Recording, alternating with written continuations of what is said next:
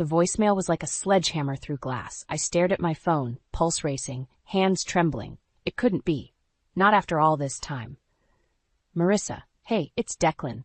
I'm back in town tonight and thought maybe I could crash at our place. We should talk. Our place. The nerve. I drew a ragged breath, gripping the countertop to steady myself. 3 years of rebuilding my life alone, brick by painful brick. 3 years of providing for our daughter while he gallivanted to find himself. And now he thought he could just waltz right back in? Mom, you okay? I blinked hard. Elise stood watching me cautiously, backpack slung over one small shoulder. I managed a shaky smile. Yeah, sweetheart. Go on, or you'll be late. After she left, I sagged against the refrigerator, waves of nausea and anger crashing over me. This wasn't happening. Not now, when Elise and I finally had stability. When I finally felt whole again. I replayed his message, bile rising. Make some space for me. Unbelievable. What about the space he'd left in our lives when he abandoned his family? When he disappeared without warning or child support? Did he expect me to forget so easily? To pretend our years of hardship hadn't happened? My hands curled into fists as tears burned my eyes. I swiped them away roughly. No. I was done crying over that man. I'd spent too many nights consoling our daughter when she asked where Daddy was, why he didn't love us anymore. Too many days working 2 jobs just to keep us afloat, selling memories to pay for groceries. My knuckles whitened, the anguish and self-doubt I'd endured when he vanished without explanation. It had nearly destroyed me. But Elise had needed me, so I'd carried on. Alone and exhausted, but carrying on nonetheless. And slowly, the wounds began to heal. The nights grew easier, my daughter's laughter more frequent. I gazed around my tidy kitchen, summoning the resolve that had held us together all this time. No, I would not let Declan unravel everything now. Not when we'd finally found stable ground. He gave up the right to be part of our lives long ago. I reached for the phone with quiet determination, deleted his message. Then I blocked his number. Whatever he wanted, neither Elise nor I owed him a moment more of our time or sanity. The past was done. I had a PTA meeting to plan for, parent conferences next week. A little girl who needed me focused and fully present. I straightened my shoulders, that familiar strength rooting into my bones once more. I slid the casserole into the oven, forehead creased in thought. Elise perched at the table coloring, ponytail bobbing as she hummed. Watching her, the familiar ache bloomed in my chest. She was the mirror image of Declan, those wide, dark eyes, the spray of freckles across her nose. Even her mannerisms echoed his, down to the way she chewed her lip when concentrating. My jaw tightened. He should be here sharing this scene, not off chasing self-serving dreams while his daughter grew up without a father. I'd spent endless hours listening to Elise wonder why Daddy didn't tuck her in at night or attend her school plays and piano recitals. Why he didn't want us anymore. When will Daddy visit?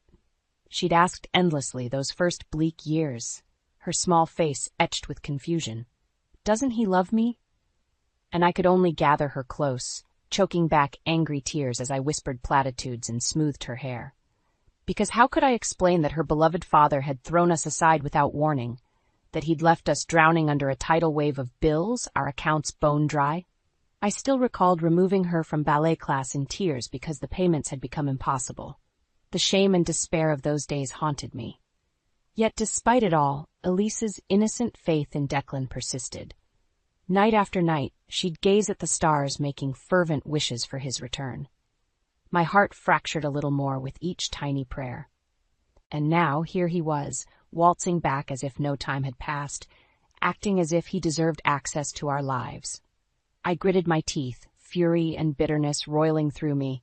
What gave him the right after all the unanswered calls and attorney's letters demanding child support, which he'd ignored completely? Did he comprehend even an ounce of the agony he'd put us through? Elise glanced up just then, grinning broadly as she held up her drawing. Look, Mommy, it's you and me, and Daddy. Do you think he'll come visit for Christmas? My stomach twisted at the hope glowing from her sweet face. Gathering my composure with effort, I managed a tense smile. We'll have to wait and see, love. Now, want to help stir the corn?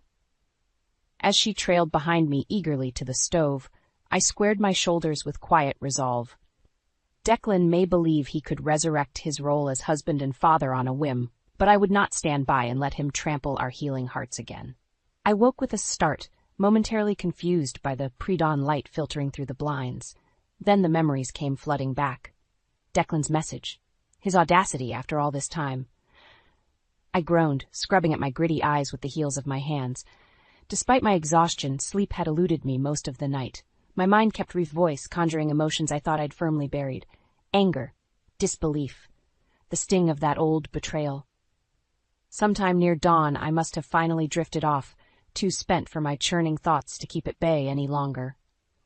But now morning had arrived, heralding the start of another day I'd have to battle recurring ghosts. I dragged myself from bed, wincing at the throbbing behind my temples. In the muted light, I studied my reflection as I dressed for work. The drawn face staring back evoked the battered young woman I'd been in the aftermath of Declan's abandonment. The one who had cried herself to sleep for months, struggling to provide for a heartbroken little girl despite the yawning abyss where my savings used to be. I'd walked a tortuous road to regain my footing after he left. I couldn't resurrect that buried anguish now. Wouldn't. In the kitchen, I braced my hands against the smooth countertop, gathering my resolve. When Declan split, I'd eventually pick myself up and put one determined foot in front of the other until I could stand tall again. I owed it to myself and Elise to keep marching forward, not get dragged backwards by my ex-husband's latest whim. As I filled travel mugs with coffee, fury simmered through my veins. How dare he presume to still have any place in our lives? To believe he could breeze in and out whenever it suited him with no thought to those left scraping up the wreckage? No, I refused to permit it. Not this time. If Declan imagined he'd receive anything besides cold resentment from me, then reality would give him a brisk wake-up call. I would cordially inform him once that he'd extinguished any rights as a husband or father long ago. The aftermath was his mess to wade through. Elise wandered sleepy-eyed into the kitchen just then, her dark curls riotous. I smoothed them gently, heart clenching at her sweetness as I pressed a bowl of cereal into her hands. Whatever Declan's reasons for returning, I bore responsibility now for shielding my daughter from additional hurt. She'd endured enough confusion and disappointment already. This time I would guard the fragile new life we'd built, fortified by hard-won wisdom and resolve. Let Declan make his excuses elsewhere. When it came to my family, the door was firmly closed. I slid the key into the lock, balancing a bag of groceries on one hip. As the door swung open, I froze. There was Declan, sprawled on my living room sofa as if he belonged there. Watching TV and drinking a beer like this was any regular Tuesday night. The bag thudded to the floor. Declan glanced over, irritation flashing across his face. "Hey, careful with the bruise. Get out," I hissed through gritted teeth. Inside, emotions churned violently. "You have no right to be here." With exaggerated calm, Declan killed the TV and arched an eyebrow. "Is that any way to greet your husband after 3 years?" "Ex-husband," I spat. "Or did you miss the divorce paperwork while you were off finding yourself? Now get out before I call the police." Declan had the audacity to appear wounded. "Come on, Marissa. Can't we talk about this civilly? I've missed you two." A bitter laugh escaped my lips. "Missed us? Is that what you call completely abandoning your family? Refusing to help provide for your daughter even after the court-mandated child support?" Red-hot anger licked through me when he merely shrugged. I was in a tough financial spot myself, trying to get my business off the ground. And that justified leaving Elise and I destitute? My voice shook. For us to struggle just to survive while you gallivanted around pursuing your dreams? Declan's nonchalant mask slipped at the verbal slap, eyes narrowing dangerously. "Watch it, Marissa," he warned, crossing his arms. "You're one to talk anyway. Didn't take you long to replace me, now did it?" "Get out," I repeated through clenched teeth. I trembled with the urge to claw that smug expression off his face. "Whatever pathetic reasons you've conjured to explain abandoning your family, I don't want to hear them. It's too late. You're dead to us." Declan shot to his feet then, features twisting. For an instant, I thought he might get violent and tensed. But after a seething moment, he seemed to get himself under control. "You can play hardball all you want, but I'm back for good," he snarled. "We're still married in the eyes of God, even if you decided to throw away our sacred vows. Don't think this is over." He stormed out, slamming the door hard enough to rattle the windows. I jumped before sagging back against the wall, shaking all over. My pulse roared in my ears. This was bad. Declan had never handled not getting his way well, and by his behavior just now, he intended to make things very ugly before he gave up again. I had to protect Elise. Bereft of immediate options, I could only slide to the floor in front of the bolted door, head in hands. The peaceful life I'd rebuilt from ashes was crumbling before my eyes. And this time, I feared Declan himself posed the greatest threat to my daughter's well-being. I ushered Elise into the apartment, scanning the rooms cautiously. My spine prickled as I secured deadbolts and flipped lights, peering into shadowy corners, but the rooms appeared untouched. In the kitchen I checked the locks on the back door and windows, pulse thrumming. Declan still had a key, and his words keep echoing through my mind. We're still married in God's eyes. This isn't over. A noise made me whirl. Elise hovered at the fridge, features pinched. Mom, what's going on? Why are you acting so weird? It's nothing, sweetie. I attempted a reassuring smile that felt more like a grimace. A worried 8-year-old didn't need to know her father had basically threatened us. Not yet anyway. I started dinner preparations, jaw tight. Declan's reappearance had cracked open the fault lines I thought healed over. The security I'd rebuilt for Elise now threatened to crumble thanks to him barreling back in, all arrogant entitlement instead of remorse for his absence. After demolishing grilled cheese sandwiches, Elise wandered off to finish homework, subdued. My chest tightened watching her go. She'd already endured enough disappointment where her father was concerned. She deserved consistency and stability now, not Declan's melodrama and empty promises. As I washed up the supper dishes, resolve hardened my spine. Elise came first, period. For 3 years, I'd mastered that balance alone. Now the stakes were higher, but my commitment hadn't wavered. I would fiercely protect the peaceful life we'd carved out, even if confronting Declan's toxicity was inevitable to secure our safety. Right on cue, an insistent knock rattled the front door. I squared my shoulders and stalked through the living room as fury kindled in my chest. Tonight, Declan would receive his final warning. Either stay away for good or force my hand against him legally to guarantee Elise's well-being. I wrenched open the door, angry words dying on my lips. Declan sagged against the doorframe, clutching a mostly empty bottle of Jack Daniels. Behind him, the front yard was strewn with our overturned trash cans, contents scattered across dead grass. My heart sank at the spiteful spectacle. His bloodshot gaze raked over me, features twisting into an ugly sneer. "Hey there, gorgeous," he slurred.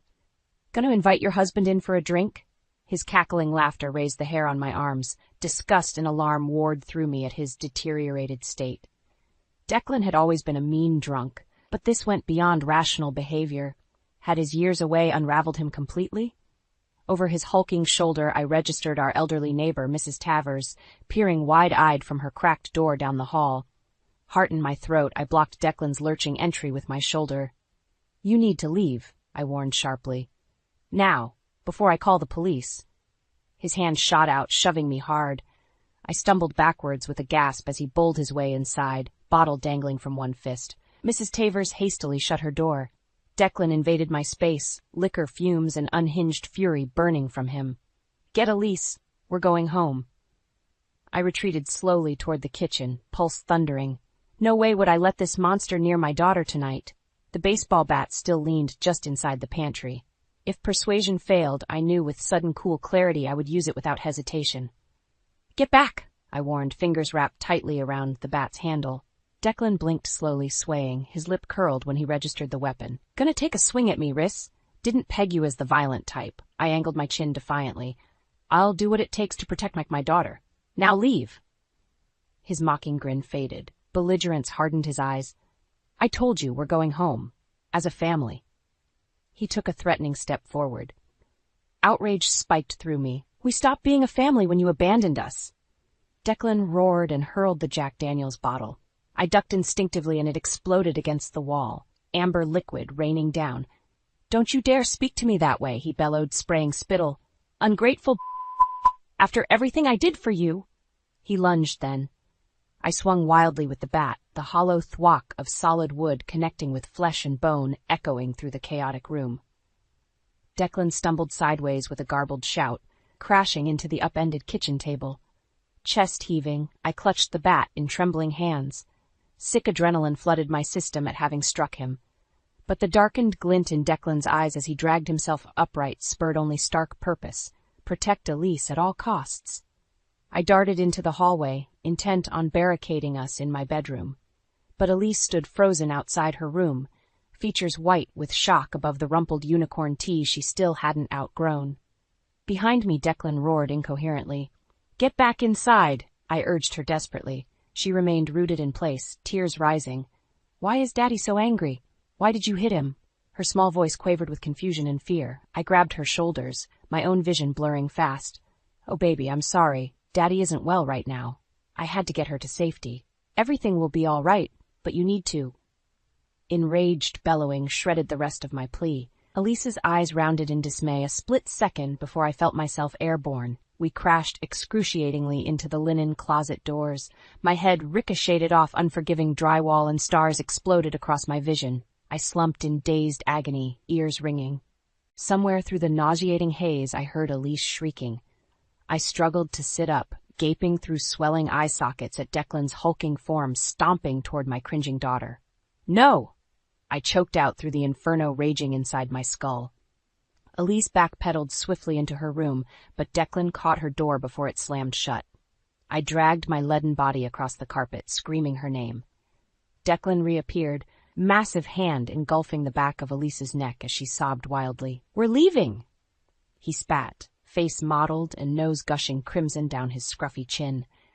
He looked unhinged and dangerous at a cellular level. "Should have come willingly."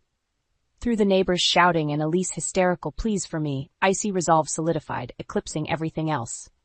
I would not lose my daughter tonight. If stopping Declan meant killing him with my bare hands, then so be it. "Marissa Walsh?" I glanced up from the forms the nurse had given me. 2 officers stood in the doorway, the same pair who'd responded when Declan tried kidnapping Elise. I straightened gingerly. "Yes?" Beside me, Elise eyed them warily from beneath an ice pack as she clutched my hand. "Sorry to intrude. We apprehended your ex attempting to break into your apartment again. He'd managed to pick the back lock. Claims the place still belongs to him." I pressed trembling fingers to my lips, pulse spiking. Elise huddled closer with a whimper. My mouth went dry.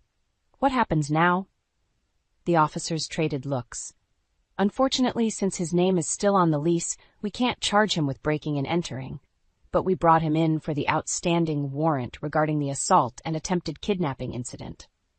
My knees went loose. No immediate reprieve from Declan's harassment even with him jailed? It wasn't remotely fair or just. I scooped Elise close as she started crying softly.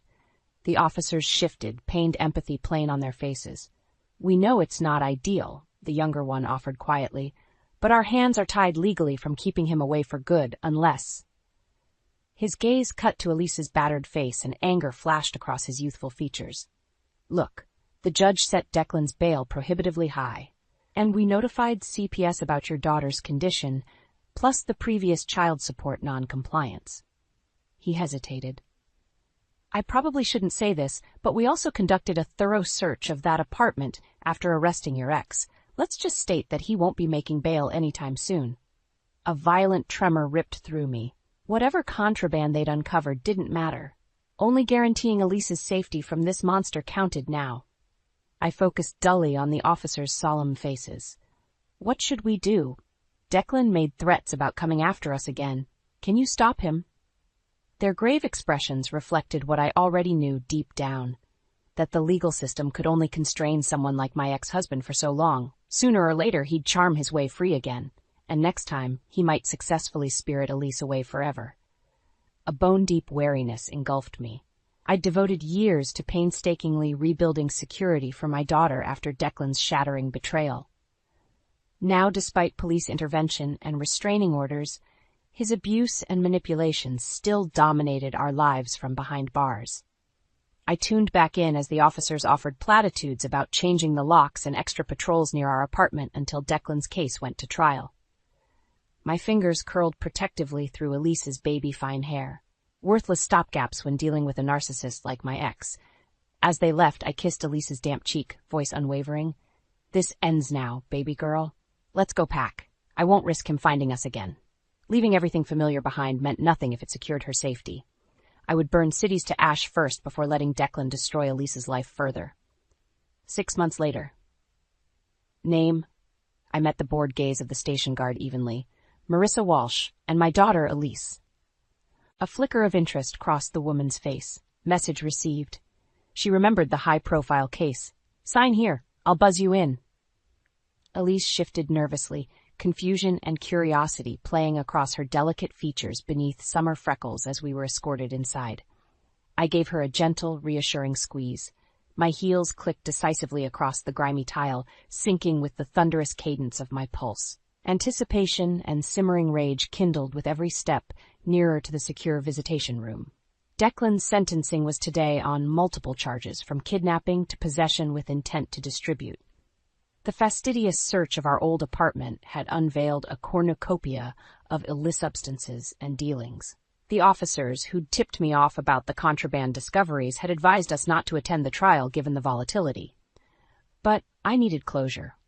Elise, too, though she didn't fully understand that yet. I'd shielded her these months from Declan's continued threats and maneuverings. Instead, I'd channeled frantic energy into moving us cross-country, into my brother's guest room back east while I slowly rebuilt stability again. But before leaving that chaotic former life forever, Elise and I deserved finality. So I'd made arrangements to see Declan one last time on his way to sentencing, to make certain he grasped the damage inflicted and pain caused were irrevocable, that his poison could never taint our future happiness, if I had any say. The guard ushered us into a small room empty except for a grimy table and plastic chairs. Elise eyed me uncertainly. I managed an encouraging wink just as the door reopened. Flanked by 2 impassive guards, Declan shuffled inside. His contemptuous bravado had evaporated between the damning evidence and prospect of hard time. He seemed diminished in his orange jumpsuit, face at once familiar and that of a defeated stranger. Exactly how I wanted him. I rose slowly. Behind me, Elise fidgeted, anxiety rolling off her. I nodded once at Declan but addressed my daughter gently. It's okay, sweetheart. We're just here to say goodbye before they take him away for a long time. Declan blanched. I skewered him with smoldering satisfaction, letting venom etch my words. Did you want to tell Daddy why we're leaving him forever? When Elise just peered at the floor miserably, I stepped forward, eyes blazing. Well then, let me do the honors. I proceeded to clinically detail every vile deed and repercussion, reveling in Declan's shrinking frame. I spoke Elise's pain, my terror, and destitution. By the end, Declan appeared utterly extinguished. I leaned in, breath hot on his pallid cheek. She's free of you, they both are. I kissed Elise's hair, breathing in her goodness and light before spinning sharply away. Behind me, Declan sputtered useless protests, truly a master of nothing any longer. I strode into sunshine without a backwards glance, Elise's small hand tucked firmly inside mine.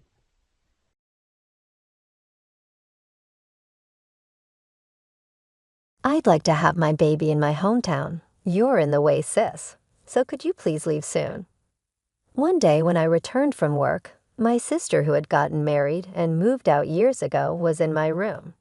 She was ostentatiously rubbing her swollen belly, but I couldn't say anything. Even seeing her like that, looking around the room in shock, I stood still and she laughed at me crudely. You're just in the way since you can't even get a boyfriend, an old maid like you. Be grateful I threw away everything that was in the room to make it easier for you to leave. My room, which was normal before I left for work in the morning, was now completely empty. The bed, table, rug, and even the curtains were gone. Literally, there was nothing left. The only thing there was my sister standing defiantly in the center of the room. Your phone and wallet are in your commuter bag, right? So you won't die destitute. And it's about time you stop leeching off our parents and start living on your own. Yeah, I didn't think about getting my things back or kicking my sister out. I just didn't want to see her face anymore and wanted to leave. That was all. When I turned my back, I could hear my sister burst out laughing, as if she couldn't hold it in any longer. You can't say anything back, even when it's come to this. Aren't you too weak, sis?" Ignoring her blatant mockery, I continued down the hallway.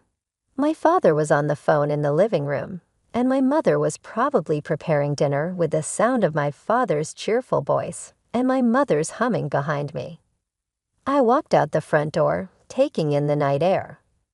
I readjusted my bag on my shoulder and headed towards the street where there are many hotels along the way. I suddenly realized something. I thought, I wonder who is going to pay the mortgage on this house from now on. Well, never mind. I am Julia, a 27-year-old office worker. I work as a company employee and also have a side job. While I lead a stable life as a company employee, I enjoy doing what I love through my side job, such as video editing, web writing, and blog management. A 27-year-old office worker is what people would call old enough to be conscious of marriage, but I am not so conscious of love and marriage. Part of the reason is that my sister was treated like a princess at home, making me feel alienated by my family, which has prevented me from really wanting to build a happy family of my own. I have always lived with my parents at home. The household chores are supposed to be shared with my mother, but in reality, I do most of them. My mother, after coming back from her part-time job, is too tired, and seeing her like that makes me think I should be the one to do the chores. Since becoming a working adult, I have been contributing to the household expenses, which is several times more than what my friends who live alone in Tokyo pay. I am an indoor person who likes studying and didn't go out much, even during my student days. So I didn't have much desire for material things and ended up saving most of the money I earned. Even after starting work, I didn't go out much, so I gave more for the household expenses, thinking it would help my parents. Furthermore, since last year, I've been contributing towards the mortgage payments at the request of my parents. My parents seem to think it's fine for me to contribute more to the household and mortgage payments, since I earn a steady income and am responsible.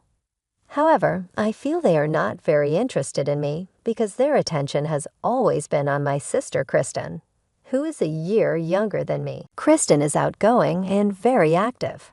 She would always go out somewhere on weekends during her student days. My parents naturally thought her lifestyle required money, so even when she lived at home, they never asked her for contributions towards the mortgage or household expenses. It seems my parents have been conditioned to think that I, the older sister, am low maintenance, while my sister requires more attention. A while ago, my sister moved out to live on her own.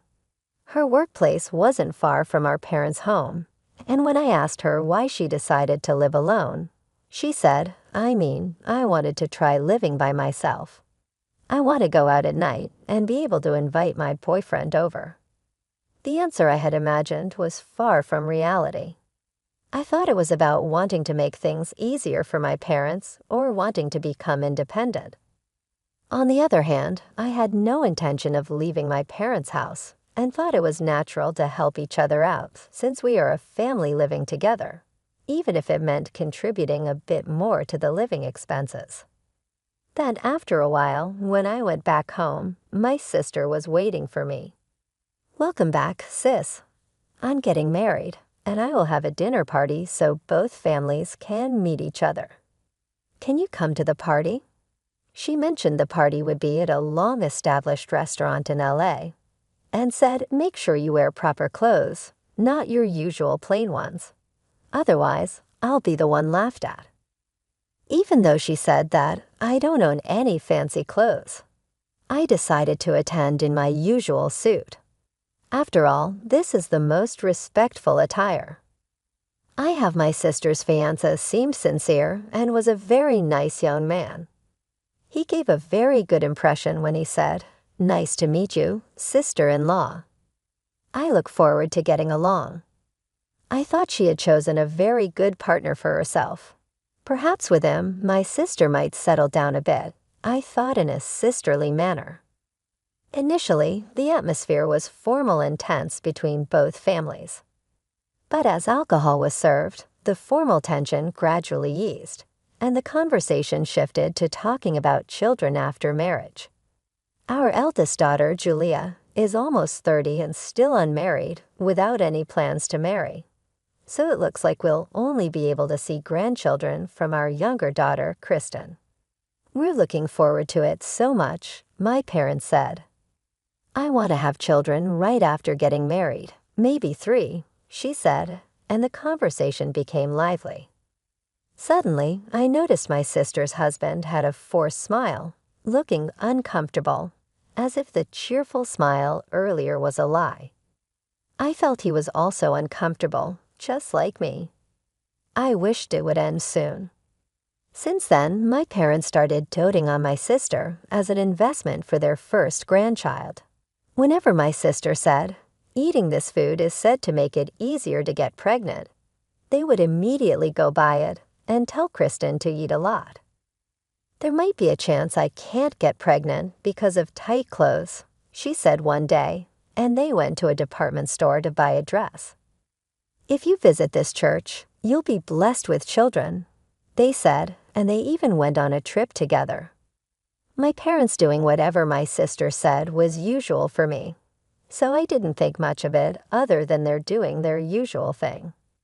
However, one day my sister made a sarcastic remark to me. Because you won't get married or make an effort to show a grandchild's face, I have to go through all this trouble.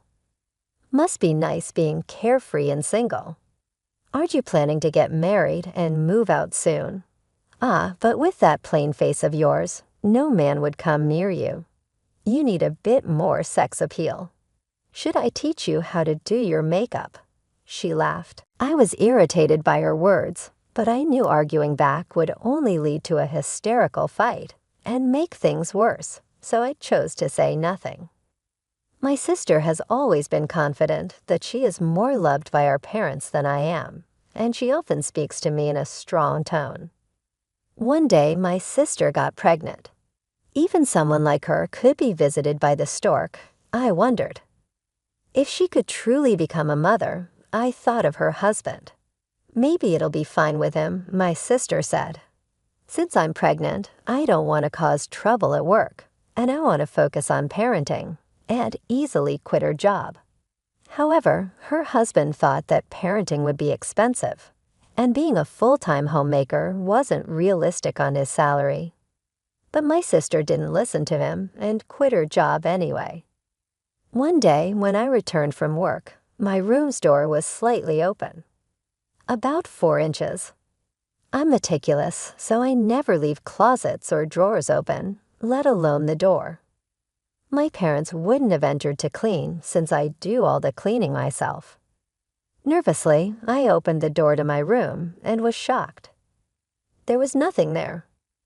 I wasn't one to have a lot of belongings, but I had kept things precious to me since childhood in storage boxes, labeled and stored in the closet.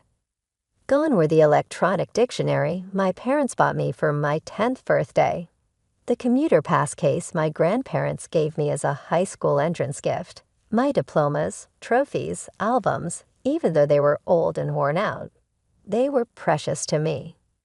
Everything that should have been there by morning had disappeared without a trace. Standing dazed in the empty room, I heard a familiar voice from behind. "Oh, you're back, sis." I've decided to come home for my childbirth. Looking at my sister's face as she spoke with a laugh, I immediately knew she must have moved my things. "Kristen, where did you put my stuff in the closet?" I asked in a panic, but my sister, still laughing, said, "What's the rush? It wasn't anything important, right? Just junk." Being told my precious belongings were junk, anger welled up inside me. "It might be junk to you, but it's important to me. Give it back now. It's insane to move all someone's belongings out when they're not home." It must have been the first time she saw me raise my voice. Surprised, she blurted out, "I've already thrown it away." In my 27 years of life, I've never been this angry. It's outrageous to throw away someone's belongings without permission. Put everything back right now. I demanded, but my sister unapologetically said, "It's already been taken by the garbage truck." I can't give them back. She looked at me with disdain as she said this, then added, "What's the big deal? You're getting so angry over some junk. Are you crazy? Don't yell like that. It's bad for the baby," while ostentatiously rubbing her belly. And then she continued, "I've decided to live here even after the baby is born. It seems tough after childbirth, and Mom and Dad want to see their grandchild every day. Matt plans to stay here too, so it's too small with just my room. That's why I decided to use your room too. You understand, right? You're such a filial piety failure." I was utterly astounded by her selfish behavior. Going to a parent's home for childbirth is supposed to be a temporary return before and after the birth. But living here with her husband and child is simply cohabitation, isn't it? And then to unilaterally label someone as a failure in filial piety. My anger bubbled up. Do you even realize you're being a failure in filial piety staying at home without getting married? And as the eldest daughter, not even bringing in a son-in-law. I'll show them a grandchild's face and create a life where we can live together and see each other every day. Who do you think is doing more for our parents? She was unilaterally declaring as if it was all my fault. But there was no way I could just sit back and listen to her. If you want to live in this house as a family, that's something the whole family should discuss. Especially since you want to use my room. You should have said something sooner if you had a set date. At that point, my sister interrupted by banging loudly on my room's door. "Shut up. See, you're always like this, making a fuss. That's why I made it so you have no choice but to leave. It's annoying." That sounded like mere lashing out. Trying to use someone's room without permission and having thrown out the current resident's belongings. Yet she spoke as if she were the victim. Kristen banged on the door over and over again. "You're in the way. Leave. Don't ever come back." I was beyond flabbergasted. "Then as you wish, I'll just leave. I don't have any belongings left. No need to pack." My immense anger had now turned into sheer astonishment. I even felt like I never wanted to see her again. I turned around and headed straight for the entrance. My parents didn't seem to notice me just returning and immediately leaving through the front door. My father was probably bragging on the phone to a relative about his pregnant daughter coming home to live with them permanently. My mother seemed to be in the kitchen, possibly making my sister's favorite dish, humming a tune. I wasn't living with my family expecting anything in return. The difference in how my sister and I were treated since childhood. I thought it was because she was good at charming our parents, and that was okay. But even after growing up and taking on most of the household responsibilities, this was how I was treated. Despite allocating most of my salary to living expenses and the house's mortgage, and yet my sister, who never contributed a penny, was welcomed with open arms. The negative aspects of my parents I had tried not to see combined with my sister's behavior morphed into contempt. Without saying I'm leaving or goodbye, I opened the front door. Until that door closed, neither my parents nor my sister said anything to me. Then a week later, at the end of the month, which was payday, I usually would transfer living expenses and the mortgage payment to my father's account. But I didn't make the deposit. Since I don't live there anymore, I don't see why I should pay the mortgage for a house I'm not living in. The housing mortgage was originally taken out by my father, so it was supposed to be planned in such a way that he could repay it comfortably from his income. The household shouldn't become unsustainable just because I stopped making deposits. However, a little while later, I got a call from my mother. Right off the bat, she said, "Julia, we've received a notice for unpaid mortgage." When I checked, there was no money in your father's account. She rattled on before I could even answer, clearly in a panic. Julia, do you know why this happened? Don't tell me you withdrew it. In contrast to her frantic tone, I answered calmly. All I did was stop making deposits. I didn't withdraw anything. If there's an unpaid mortgage, it means the withdrawal couldn't be made, right? Did you make sure there was enough balance on the withdrawal date? You didn't make a deposit. Why? She sounded genuinely puzzled, so I became just as confused. Because it was agreed that I'd contribute to the living expenses and the mortgage since I was living at home. Once I left, I obviously wouldn't continue to pay, right? I don't live there anymore. It seemed to finally dawn on her as I heard her gasp softly. So you don't need to pay the living expenses. You're right. But could you still contribute to the mortgage, even living on your own? You should have some leeway, right? Sorry, but I can't.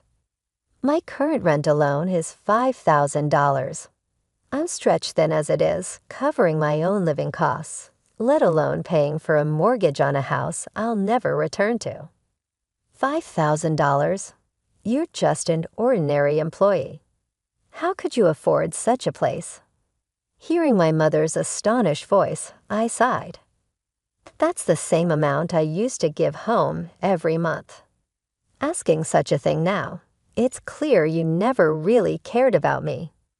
If that's the case, I can't discuss money with you any further. I'm not your personal ATM. I could hear my mother whimpering over the phone. No, she repeated, her voice thinner than I had ever heard. I felt no pity. A month had passed since I left quietly, yet there was no concern over my well-being. But the mortgage, the living expenses, my rent, only money. It painfully highlighted that their interest was not in me, but in my money.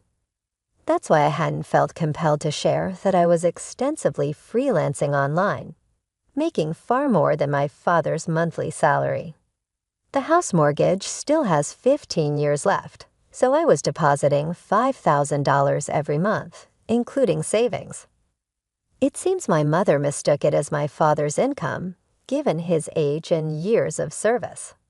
Her assumption was understandable, yet she never noticed the exact amount deposited every month. A glance at my father's payslip would have clarified the discrepancy. Ultimately, my mother didn't care about the source of the money, which is why she failed to notice when the monthly income halved, leading to a shortage and subsequent mortgage payment failures, only noticed when prompted by a notice. When the absence was finally felt, she acted in a manner so typical of her. I could only offer a faint smile. Lately, she had been indulging my sister's demands for expensive baby items, further straining their finances. But without your contributions, we can't make ends meet. Could you send some money as remittance? I've told you I can't. Why don't you ask Kristen to contribute a bit for living expenses? If that's not enough, maybe you should increase your part-time work. As I conveyed this, my mother's shriek pierced my ears. Kristen just had a baby. How can I work more and leave her alone with the baby? Are you suggesting Kristen should work too? How could you say such awful things? I clarified, that's not what I meant. If Kristen and Matt as a couple are going to live at Mom and Dad's house, then they should be contributing some amount towards the living expenses. I did the same, didn't I? And isn't Matt still working, yet you're planning to live together without contributing anything? After calmly responding to avoid provoking my mother, silence followed. Staying there just temporarily might be fine, but Kristen said she plans to live there forever, and Dad seems to think the same. So it would be better for everyone living together from now on to discuss how to handle finances and share the burden. I've already left the house, so I can't be part of that discussion. Waiting a bit for a response that never came, then I'm going to hang up now. I don't plan on contacting you guys anymore, so after I hang up, I'll block you, Dad, and Kristen's numbers. You guys can delete my contact information too. Bye. With that, I ended the call. The last thing I heard was a bewildered ha from my mother. Before another call from my mother could come in, I quickly navigated my phone to block all three of them. After completing the settings, I took several deep breaths and moved closer to the living room window. From this 25th floor apartment, I couldn't see people outside without looking down. After leaving my family home, I moved into what's known as a high-rise apartment. In fact, my side income had significantly increased, allowing me to save in the tens of thousands every month, even after transferring $5,000 to my family. Remembering my mother, who would spend whatever money she had, I felt relieved I hadn't suggested using my savings to pay off the mortgage in full. After all, my parents wanted me out. Kristen, being heavily pregnant, couldn't possibly have moved my bed and table on her own. Someone definitely helped her. While it might have been Matt, I would like to think he wouldn't partake in moving all belongings from a lived-in room. Either way, such a significant move would have been noticed by my parents. I was the only one who went out for work today, and they were home all day.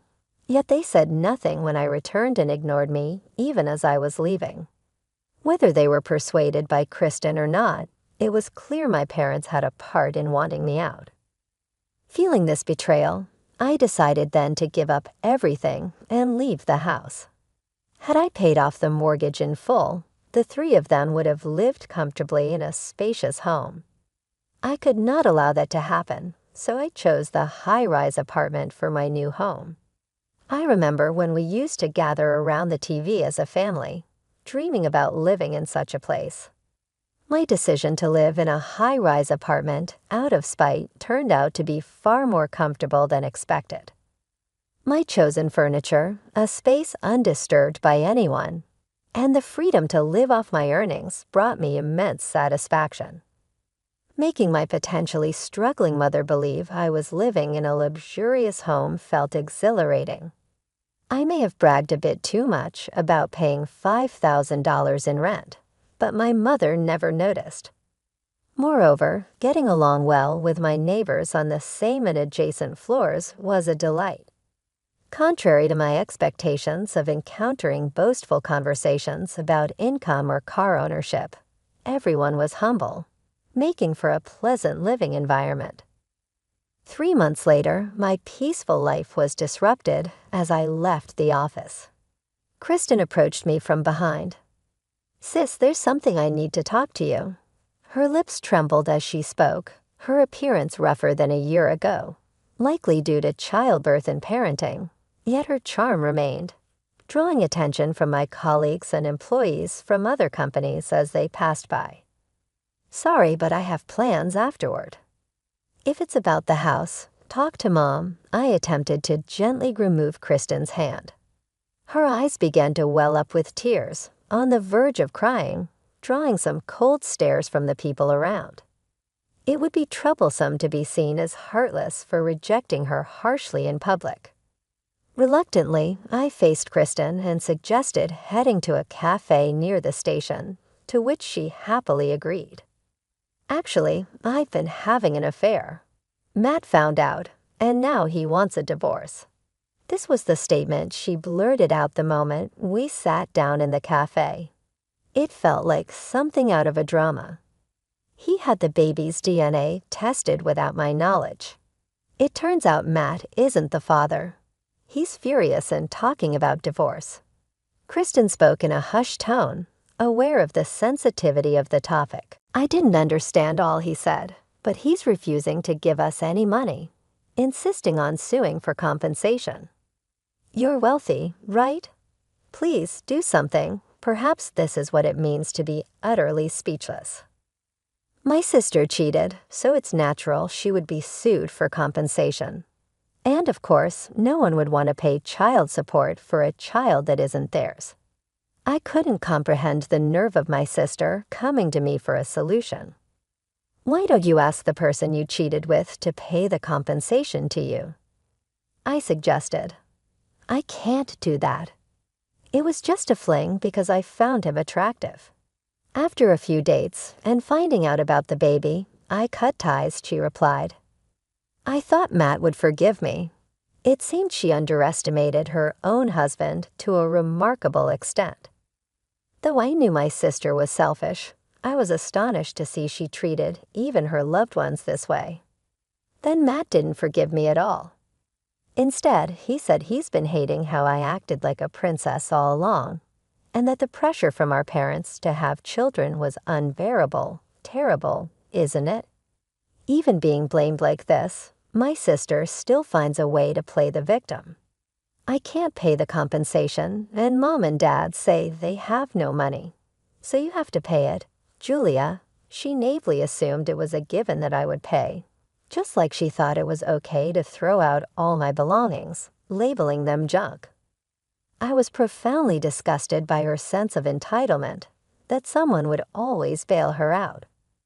Without hiding my revulsion, I stood up to leave, and Kristen quickly turned pale, grabbing my hand with both of hers. I understand. I'll apologize. I'm sorry for throwing out your stuff without asking. I've apologized, so we're good now, right? Please give me the money quickly. The way she tilted her head slightly, using a sweet voice, sent shivers down my spine. I shook off her hand in disgust. Are you stupid? Why should I pay for the consequences of your affair? It doesn't matter if we're sisters. I hate you. I despise you as a person. I wouldn't help you even if you begged. With that, I left the money for the coffee, which hadn't yet been served, on the table and headed for the exit, ignoring Kristen's dramatically loud crying, trying to attract attention and guilt me into returning. I informed the staff that I left the payment on the table and walked out. She probably thought her tears would make me reconsider. No matter how loudly she cried or called out for her sister in a tragic voice, I ignored her and walked away. When I saw her standing up and heading towards me, I hurried to a crowded area, not stopping to see what she might do next. After about an hour of dodging through convenience stores, bookstores, and the shopping mall around the station, and seeing no sign of Kristen, I finally let out a deep breath and headed home. Reaching my 25th floor apartment, I quickly unlocked the door and slid inside, locking it behind me. Then the intercom rang. My intercom rarely rings. I don't use delivery services much, and my neighbors usually call to make an appointment if they need something. In this apartment where solicitors are scarce, the chime ringing at such a time made my heart race. The intercom rang once, then again, with the intervals between rings getting shorter. It sounded like someone was pressing the button repeatedly, making me brace myself. The intercom monitor was pitch black. Thinking it might be malfunctioning, I leaned in closer, only to realize that the darkness was actually someone's pupils, causing me to instinctively swat it away. In doing so, I accidentally pressed the answer button, and immediately the voice I had been hearing echoed through. Just pay up, you ugly ah. It's my sister. Anger surged through me more than fear. I thought I had escaped, but she had found out where I live. Peering into the intercom like a scene from a horror movie, I remained silent as her insults escalated from demanding compensation for her divorce to now demanding $1 million for the trouble she caused me. Eventually demanding my apartment, I was at a loss for words, unsure where to even begin addressing her delusions. I silently picked up the phone and called the security desk on the first floor. Even as I was on the call, through the monitor, I saw Kristen being escorted away. I confirmed that it was indeed my sister and requested that they do not let her through, apologizing repeatedly for the inconvenience while still on the phone. In the end, Kristen never pressed my apartment's intercom again. The security personnel must have handled the situation properly. From what I heard from neighbors near my family home, the house was put up for sale. Kristen and Matt continued their dispute to the point of considering a lawsuit, each unwilling to give in. However, as Kristen was clearly in the wrong, She eventually conceded once she realized the legal fees would also be included in the compensation. Ultimately, she agreed to pay Matt the amount of compensation he desired. It seems Matt submitted DNA test results to the court, proving there was no biological relation between the child and Matt, thus relieving him of any child support obligations. Kristen apparently had no savings at all, leaving the compensation payments to our parents. But due to continuous defaults on the mortgage payments, the bank foreclosed on the house. With no way to cover the mortgage due to wasteful spending and taking on Kristen's compensation, my parents were forced to sell the house and use the proceeds to pay off the mortgage. Now the family home has been sold, and the four of them have moved to a cheaper apartment nearby. Despite my father's income being sufficient for a modest living, the sudden drop in their standard of living caused stress and tension among them all. Moreover, my father's salary would almost bottom out within a few days of being deposited because they would never forget what life was like when I was transferring money to them. Eventually, my mother continued her part-time job, and Kristen somehow managed to find employment again. Despite using child care services, being caught between work, childcare, and household duties has taken a toll on her. Barely a year after giving birth, the only consolation is that Kristen's child is growing up healthy. However, I doubt they can raise her without worries. So I've had a neighbor pass on some flyers about child care support to them, meddling though it may be on my end. My consistent dedication since joining the company as a fresh graduate was recognized, and I was promoted. I am now leading a new project as a group leader. My side business is also thriving with a steady increase in income. One of my side jobs, writing a serialized article as a web writer, was so well received that it was published as a book. The knowledge I acquired and shared is not commonly found on the internet, leading to its popularity and becoming a bestseller. This success has positively impacted my other side ventures, creating a virtuous cycle of growth. Embarking on new challenges, feeling just the right amount of tiredness, and returning to my comfortable home each day brings me true happiness.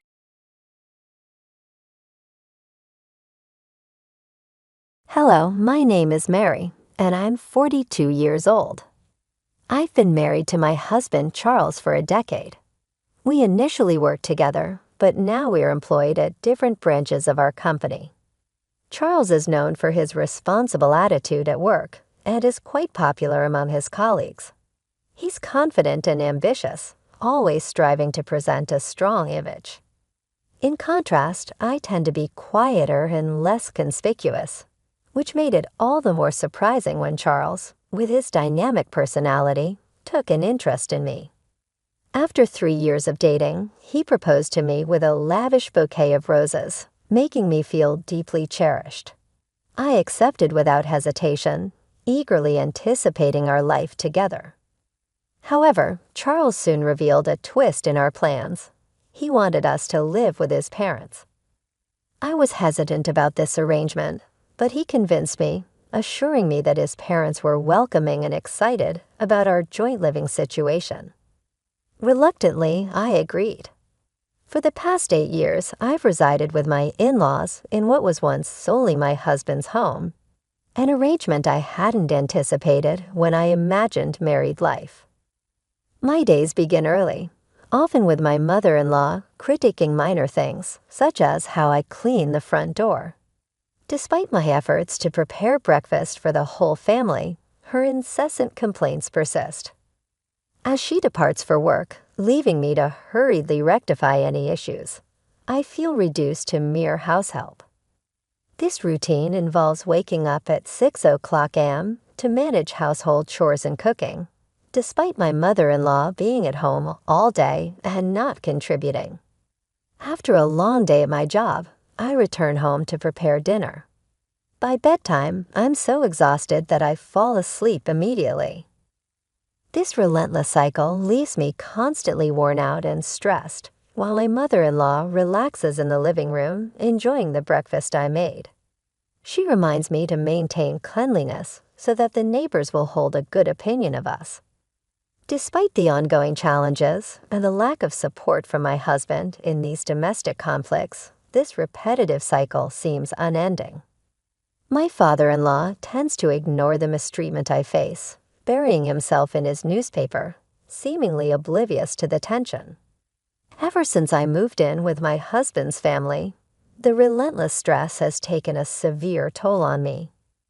I've lost significant weight, and even my menstrual cycle has ceased, making it impossible for us to conceive. Despite my mother-in-law being a substantial source of this stress, I'm the one who gets blamed for our inability to have children. There was a time when I took pride in my appearance and personal care, but now I hardly recognize the woman looking back at me in the mirror. The constant criticism from my mother-in-law and my dramatically changed appearance has plunged me into a deep depression. I've grown so accustomed to yielding to her demands that I've become completely submissive, feeling numb and lacking the energy to even think about leaving. The situation grew even more painful when I received devastating news. My father had passed away unexpectedly in an accident. It had been ages since I last visited my family home, mainly because my husband and mother-in-law would express their displeasure whenever I mentioned wanting to go. Filled with regret for not spending more time with him, I knew I needed to attend his funeral. When I told my husband and mother-in-law that I needed to go to my father's funeral, they coldly responded before I could even finish, saying, "We're not going. Let your family handle it." Their heartless reaction left me trembling with anger and grief. Many people attended my father's funeral. He was self-employed and had many connections, and the air was filled with tears, showing just how beloved he was. My mother, whom I hadn't seen in a long while, was shocked by my frail appearance. "Mary, what happened?" "You look so thin," she exclaimed with worry. "Are you sick?" Seeing how worn out I looked, she burst into tears, terrified at the thought of losing another loved one. "No, Mom, I'm not sick," I reassured her, trying to calm her fears. I tried to offer comfort, taking a moment to myself in the waiting room. Her concern made me reflect on my recent years and how my interactions with my husband and mother-in-law lacked any semblance of comfort or support, even during such a critical time as my father's death. This fueled my anger further, and I decided to confide in my mother about my challenges at home. Living with my in-laws has been more challenging than I ever anticipated, particularly because of the constant bullying I endure from my mother-in-law. It's wearing me down. During a candid conversation, I shared these feelings with my mother, who looked at me with deep concern.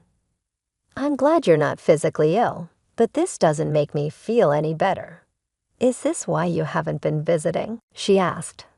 I nodded, confirming her suspicion, which only seemed to deepen her worry. She handed me a piece of paper, urging, "Take a look at this, then think carefully about your next steps." It was my father's will. He had always been thorough and cautious, having prepared it just in case. As I read through the document, I stumbled upon a line that made my heart skip a beat. It mentioned an inheritance of $5 million. The shock of such a large sum momentarily lifted my spirits, sparking a flicker of hope. With this money, I could build my own house and leave my in-laws' place.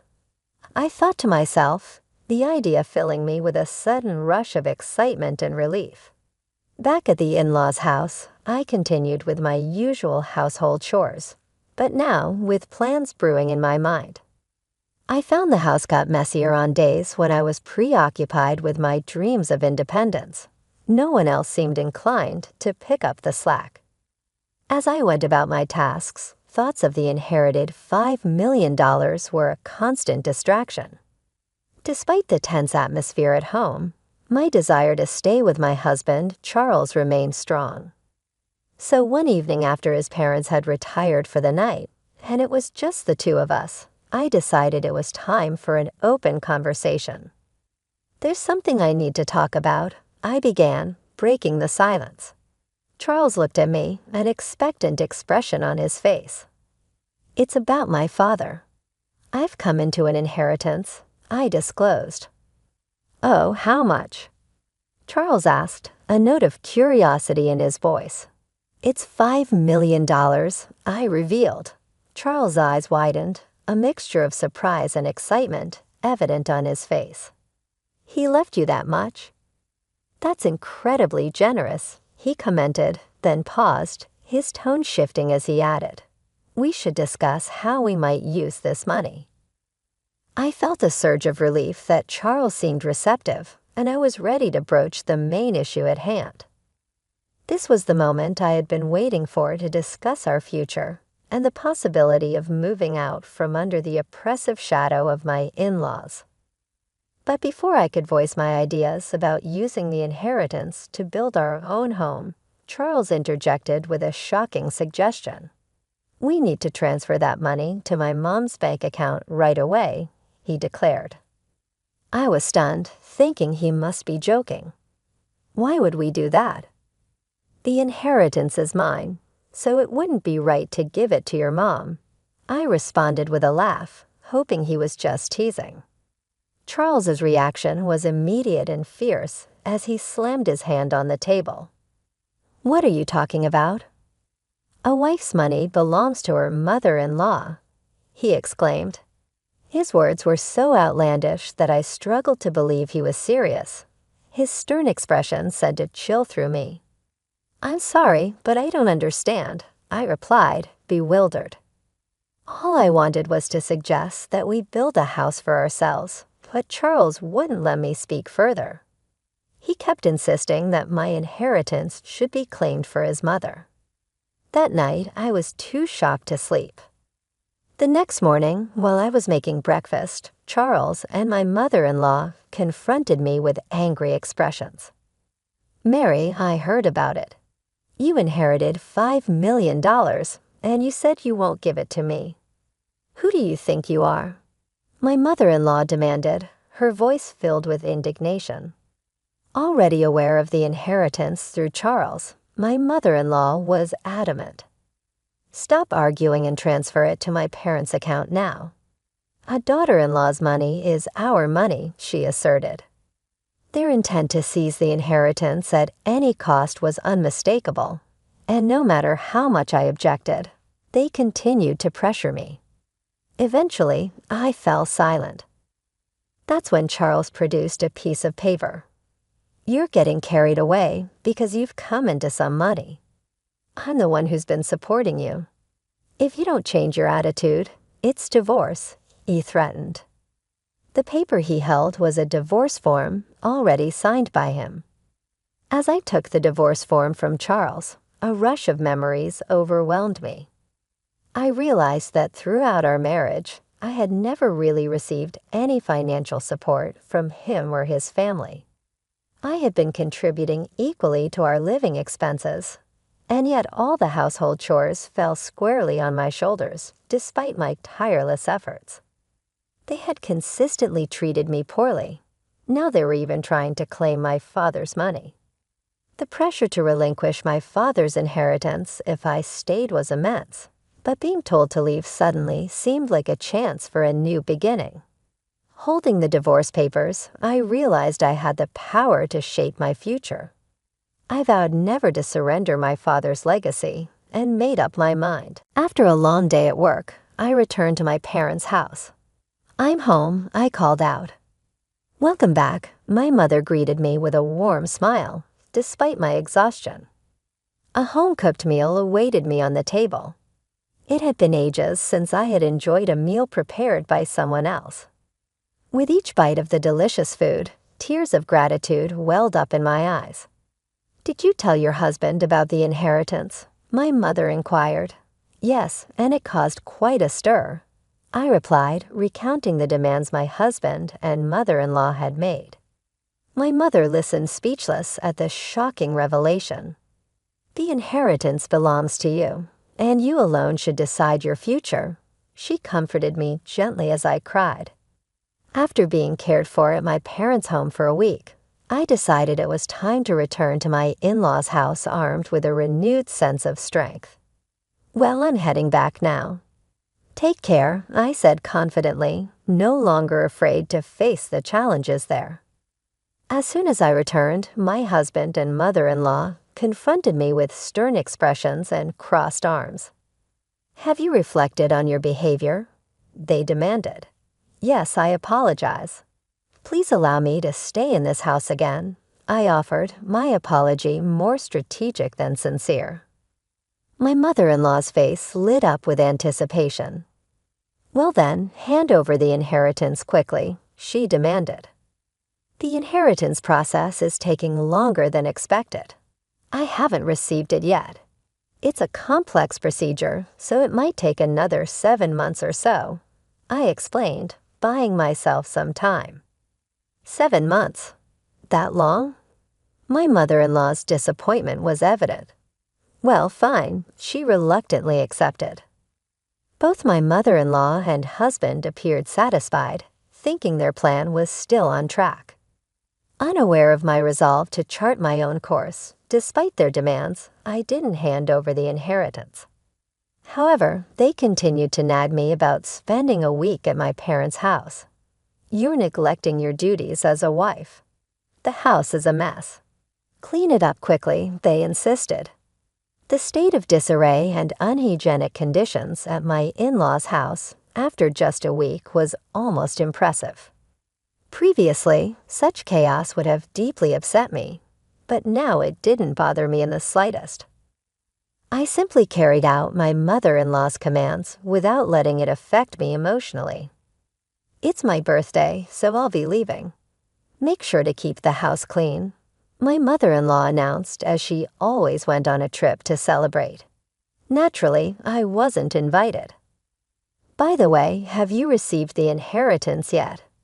It's supposed to come in today, my husband inquired, almost too conveniently hinting that the $5 million could be a splendid birthday present for his mom. Don't forget to transfer it to Mom's account before we get back, my mother-in-law added. The timing of her birthday, coinciding with the supposed arrival of the inheritance, felt too perfect. As they left, I maintained a pleasant facade, bidding them a cheerful take care. Once they were out of sight, I sprang into action, ready to execute the plan I had been formulating for so long. They were in for a surprise upon their return, but by then I wouldn't have to concern myself with their reactions. Wow, this is incredible, I exclaimed as I moved my things into my new home. Thanks to my father's inheritance, I was able to build this house. I felt an overwhelming sense of happiness and relief, finally living in a beautiful place that I could call my own, free from the oppressive atmosphere of my in-laws' house. I decided to share my new home with my mother, who lives in my hometown. The sense of relief knowing I no longer had to deal with my in-laws was profound. Settling into the plush sofa in my new living room, I felt a contentment I hadn't experienced in years. To celebrate this new chapter, my mother and I decided to indulge in a day of luxury. We even hired a chef to cook for us, making the day truly special. The next evening, my phone rang. It was my husband, and his voice was thick with frustration. What the hell is going on? He demanded, clearly baffled by the empty house he had returned to.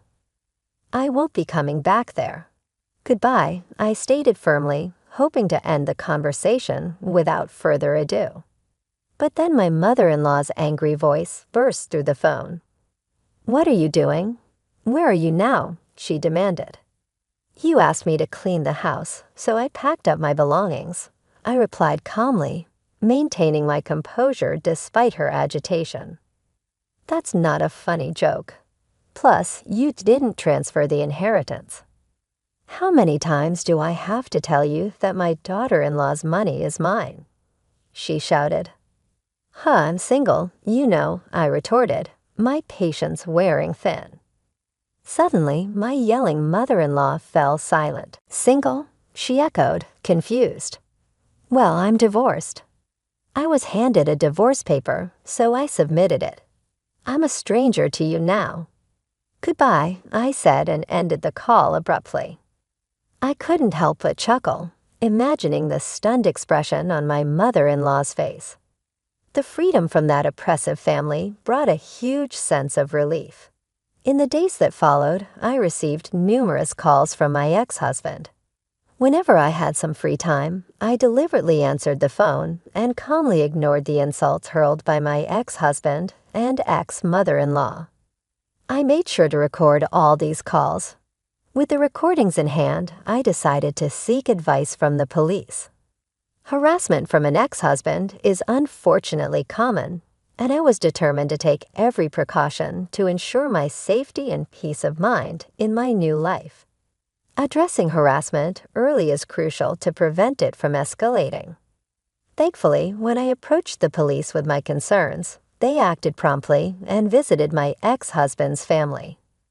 For my ex-in-laws, who were deeply concerned with maintaining a pristine public image, just the sight of police at their doorstep was a significant blow. Additionally, a colleague of my ex-husband, who lived nearby, saw the police visit. Given my ex-husband's high-profile status in the company, word of this incident spread quickly. Colleagues who harbored resentment towards him didn't miss the opportunity to fuel the rumor mill, and soon enough, negative gossip began circulating about him. Eventually, the rumors reached my department. Did you hear about the police visit? My colleagues whispered among themselves. I'm divorced now, so I'm not really in the loop. I responded loudly enough for others to hear. The gossip-loving employees eagerly spread the news further. It didn't take long for the rumor to make its way to my ex-husband's boss. You've been the subject of a lot of negative rumors, haven't you? His boss remarked during a tense meeting. My ex-husband, caught off guard, could only protest. What are you talking about? I can't tolerate men who don't appreciate their wives, his boss continued. Furthermore, with these damaging rumors circulating, it could tarnish our company's reputation. Therefore, I've decided to transfer you. The transfer order issued to my ex-husband was severe, a relocation to a branch office in the least productive region, likened by some to a deserted island. Do you understand what this means? His boss added, everything my ex-husband had worked for up to that point crumbled. There was no hope of advancement in the foreseeable future. With no option to decline, he had to relocate to this remote area. As for my ex-mother-in-law, she was likely taken aback by her son's suddenly tarnished reputation and the dramatic changes that followed. Following the upheaval, my ex-mother-in-law struggled to cope with the new reality that she could no longer live with her son. This isolation led her to become withdrawn, and over time, she developed symptoms of depression. Concerns about her mental health grew as she began exhibiting behaviors typical of dementia, often causing disturbances at home. My ex-father-in-law found himself in a challenging position, now the primary caregiver for his significantly changed wife. Despite the strained relations, he often lamented, even without blood ties, a daughter-in-law is still a valuable member of the family. The difficulties faced by my former in-laws seemed almost like a form of caricature retribution for the way they had treated me. Meanwhile, my life took a happier turn. Now living with my mother, we've taken up gardening in our spacious backyard. This new hobby has brought me immense joy and satisfaction, something I might never have discovered had I remained in that oppressive household. Gardening has not only revitalized my spirit, but also improved my physical health, which had previously deteriorated under the stress of living with my in-laws. I am grateful every day that I made the decision to sever ties with them and have since found true happiness and peace in my new life with my mother.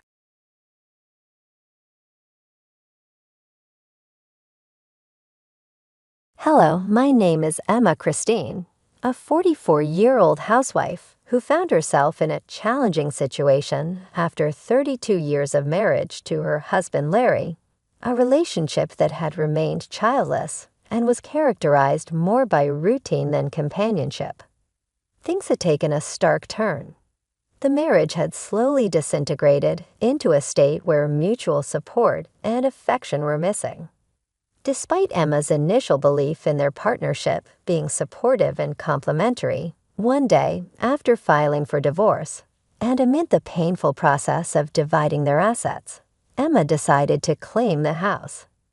Despite her clear stance, Larry refused to challenge her decision and, without a word, abruptly left the hospital room where she was fighting cancer.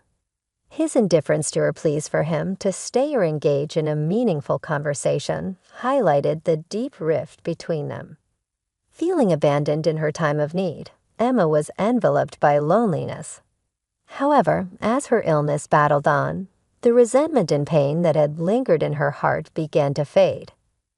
It seemed as if her love for Larry had evaporated, replaced by a recognition of his consistent selfishness and lack of support. Realizing that Larry deserved some form of retribution for his actions, Emma began to calmly plan her revenge. Over the years, she had endured his demands and indifference, even during her illness. Larry expected her to fulfill her duties as a housewife, prioritizing his own leisure and never offering a helping hand. This disregard became more pronounced as Emma sensed a distinct change in her health, which felt different from any illness she had previously experienced. Emma's story of a marriage devoid of joy and empathy highlights her growing awareness and determination to seek justice for herself. Despite the initial dreams of a supportive partnership, the reality had proven quite the opposite. With Larry asserting that she had no reason to complain about her role, the realization of her situation and her subsequent steps to address it mark a poignant turning point in her life. I immediately contacted my father, who accompanied me to the hospital where I was diagnosed with cancer. Luckily, it was caught early, and the doctor was optimistic, encouraging me to start treatment right away. Eager to tackle the illness head-on, I asked my father to pack only the essential items from home, while I quickly went through the hospital admission process. Unable to see Larry that day due to his work commitments, I sent him a brief message to inform him. Cancer has been detected, and I'm being hospitalized for immediate treatment. As I dealt with the anxiety of facing an uncertain future, thoughts of Larry inevitably found their way into my mind. Despite feeling that my love for him had diminished, deep down, there remained a faint hope that we could confront this challenge together and perhaps restore some semblance of our former life as a couple. I imagined a scenario where, perhaps moved by my vulnerability, Larry would show concern and ask, "Are you okay?" I longed for even a few comforting words or a single visit, which would have meant so much at that moment. I also wondered how he was managing without me at home, handling the meals and daily chores. A part of me felt guilty for not being able to maintain the household routines that I had always managed so effortlessly. However, as the days in the hospital turned into weeks, Larry never came to visit. He had read my message, but there was no sign of concern, not even a simple acknowledgement of my situation.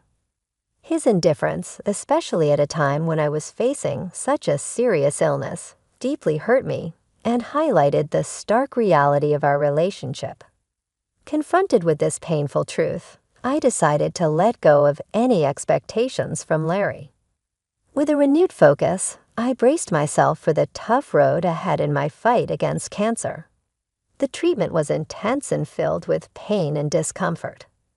The side effects of the medication were harsh, leading to many sleepless nights.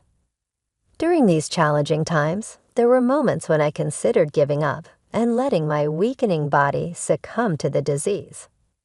Yet with each passing day, I found strength in my resolve to face this battle head-on, determined to overcome the illness despite the odds.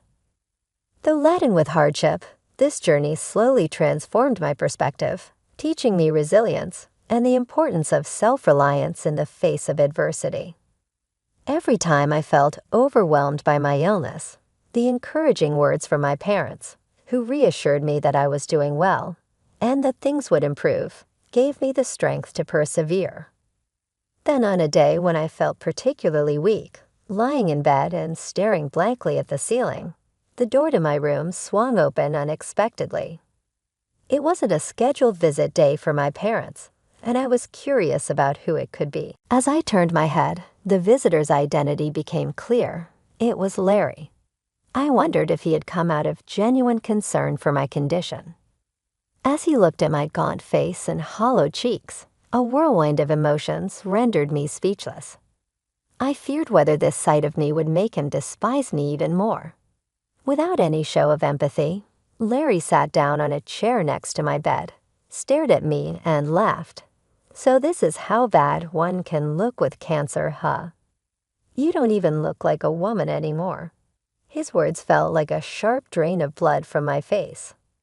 These were cruel words, completely inappropriate for anyone, let alone someone battling cancer. I wished he would stop speaking, but Larry, oblivious to my feelings, continued with even more devastating comments. "Ever since you've been hospitalized and not at home, every day has been like heaven. The house is a mess, but I don't even have to go back there. Life is so comfortable without you." His merciless words reopened old wounds, and I couldn't understand why there was not even a shred of concern in his voice. Although I wanted to rebuke him sharply, my weakened body restrained me, and all I could do was silently endure his harsh words. I stared at him with a vacant gaze, and noticing my look, he laughed mockingly. Then, as if to add insult to injury, he casually mentioned, "Oh yeah, by the way, I've already filed the divorce papers. I'll be taking the house. As for the property division, you hardly have any right to refuse." Hearing these words, my vision blurred, and the room seemed to twist around me. The emotional and physical toll of my illness, combined with Larry's heartless comments, felt overwhelming. But it was this very moment that crystallized my resolve to recover and reclaim my life from the shadows of such cruelty. Larry had filed for divorce without even discussing it with me, leaving me speechless as I grappled with the shock. He continued to speak. "I've fallen for someone else. She's 21 years younger, but I'm serious about her. You're just in the way now." The painful realization that he was having an affair flashed through my mind. But having said what he wanted, Larry began to leave. "Wait a minute," I managed to say, but Larry paid no attention. It was clear there was no love left for me in his heart. The realization was so painful, yet in that moment, I felt a strange sense of clarity. "I see," I said quietly and with a laugh. Larry left the hospital room. After he left, I faced my treatment with renewed determination. Despite the emotional pain, I focused my will and resolved to fully recover from my cancer and regain my health. Those next 3 days might sound brief, but to me, racked with sleepless nights, they felt incredibly long. I wondered whether the divorce Larry mentioned was real or just meant to unsettle me. The uncertainty was unbearable, but I continued my treatment, holding on to a trump card that I believed would unsettle Larry completely once revealed. If panicked, he would surely try to reach out. As expected, Larry began to call, thinking it inappropriate to answer in the hospital. I ignored his calls, which persistently kept coming even in silent mode. Annoyed, I finally sent him a message. "I'm in a hospital room, and it's inconvenient to have my phone ringing, so please don't call." After that, the calls stopped, but then the texts started. "Please let me talk to you just once. I was wrong about everything. I'll apologize properly." His words seemed more like a defense strategy than genuine remorse. It appeared that Larry, perhaps realizing the gravity of his situation and the impact of his actions, had resorted to messaging after I didn't answer his calls. All his pleas seemed driven by sudden fear of the consequences rather than a true change of heart. Larry's constant calls pushed me to a decision, and when he texted, "Why did you accept the divorce so easily? Can I come over now?" I was at my limit. Facing Larry in my battle with illness seemed only to promise pain, but refusing him seemed likely only to lead to more incessant calls. Reluctantly, I replied, "Do as you like." My plan for retribution was about to begin. Larry, who had unjustly divorced me without my consent, was about to face the consequences of his actions. I had been looking forward to the moment when I could plunge him into deep despair. "What the hell is this all about?" Larry burst into the room, his voice loud and tinged with panic.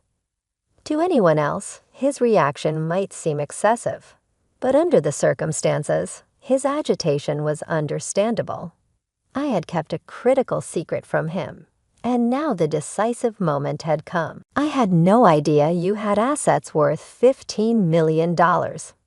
Why didn't you tell me?" Larry demanded, his eyes wide as he placed my passbook on the desk, which clearly showed a balance of over $15 million. "I never mentioned it because you never asked," I responded calmly. "How could I imagine a housewife like you having so much money? If I knew, I wouldn't have divorced you," he continued, his tone shifting from surprise to regret. "That's not my problem. It's your fault for not asking and divorcing me without proper discussion," I countered, shutting down his baseless excuses. Despite his domineering behavior and the unilateral decision to end our marriage, Larry's selfishness didn't falter upon discovering my assets. "Why didn't you tell me?" "I wouldn't have divorced you if I knew," he repeated almost to himself. The truth was, I had built this fortune of over $15 million through savvy investments, a hobby I had taken up to fill my spare time. It was my parents who had suggested I try investing. Our family life had been comfortable even on Larry's salary alone, but I wanted something to engage my mind. Now the revelation of this hidden wealth was about to turn Larry's world upside down, illustrating the value he had overlooked in me for so many years. I had always wanted to contribute to our finances in some way. My father, who was knowledgeable about investments, eagerly taught me the ropes when I showed interest. Under his guidance, I started with the hope of making even a small profit, and I continued to invest steadily. I made my first investment 6 years ago, and since then I quickly improved, becoming capable of earning significant amounts through my investments. Even my father was surprised by my success, often remarking, "I never expected you to grow this much." The profits I generated over these 6 years amounted to the $15 million recorded in the passbook Larry had brought up. I was planning to tell Larry when the timing was right, but then I was diagnosed with cancer, and he divorced me without giving me a chance to explain. I never intended to keep this wealth a secret forever. Once I overcame my battle with cancer and could return to normal life, I planned to share the news of this $15 million with Larry, hoping it could enhance our life together and be used as needed. However, Larry chose to divorce me selfishly before I could reveal this financial secret. Now that we're essentially strangers, it feels peculiar to disclose this to him. Given our current circumstances, it seems more likely now that the entire $15 million belongs to me alone. As I recounted my story, Larry's face turned red, and he began to shout, "If I knew you had this much money, I wouldn't have divorced you. It's your fault for keeping it a secret.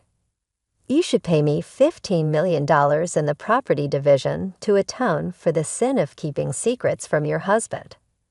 Whether he was panicking over the reality of missing out on such a vast fortune, or whether he was frustrated that he couldn't get his hands on it, Larry started making unrealistic demands. Since we were already divorced, he couldn't claim this money. Yet still he seemed unable to grasp that he could not reach the $15 million that was so close, yet so far. I couldn't help but laugh, which only fueled Larry's anger. "What are you laughing at? Stop belittling me," he yelled. He had always disliked my attitude, but now he accused me of being deceitful for not disclosing my fortune earlier. "A wife's assets belong to her. You have to give me this $15 million, he insisted. "I never planned to keep this a secret forever." "I was going to tell you, but you divorced me first," I replied, trying to stay calm. Yet Larry dismissed my explanations as mere excuses, becoming more enraged with every word I spoke. His shouting overwhelmed me, especially as I was still recovering from my illness. It was futile to continue the conversation. Larry was set on painting me as the villain. "Enough is enough," I finally said. "You divorced me on your own. Remember who filed the divorce papers without consulting me. I always knew your behavior was terrible, but I never thought you could be so cruel." Now my heart wasn't just burdened by the struggle against cancer, but also filled with resentment towards Larry. His loud shouting was too much for my weakened body to handle. More than that, I couldn't hold back my anger towards this selfish man who sat arrogantly beside my hospital bed, hurling accusations steeped in self-centeredness. "Do you know what I thought when I found out I had cancer?" I continued, hoping maybe this would make him reflect. "I thought that maybe this would make you worry about me, maybe be kinder and reconsider your feelings. But instead, you didn't even come to visit me in the hospital." His lack of empathy and support during such a critical time in my life revealed more about his character than anything else could.